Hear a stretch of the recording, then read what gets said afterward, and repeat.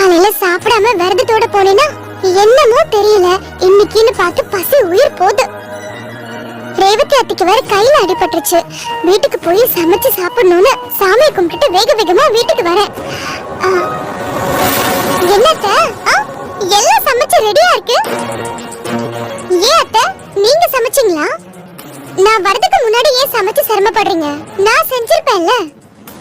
எனக்கு தெரியும் அத்தை, நான் கோவிலுக்கு போயிட்டு பசியோட வருவேன்னு எல்லாத்தையும் செஞ்சு வச்சிட்டீங்க, அப்படிதானே? ஏன் அத்தை ஒரு மாதிரி இருக்கீங்க? பதிலே பேச மாட்டேங்கிறீங்க. ஒண்ணும் இல்ல. ஓ, நேத்து நடந்ததுல நான் உங்க மேல வருத்தமா இருப்பேன்னு நினைக்கிறீங்களா? அதெல்லாம் அப்பவே மறந்துட்டேன் அத்தை, விடுங்க. சாப்பாட்டை பார்த்ததும் வயிறு டான்ஸ் ஆட ஆரம்பிச்சிருச்சு. முதல்ல சாப்பிட்டுக்கிறேன் அத்தை.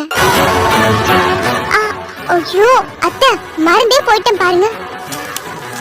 நான் இன்னைக்கு கோவிலுக்கு போனதே எங்க அத்தைக்கு சிரமத்தை கொடுக்காதேன்னு அர்ச்சனை பண்ணதான். எடுத்துக்கோங்க.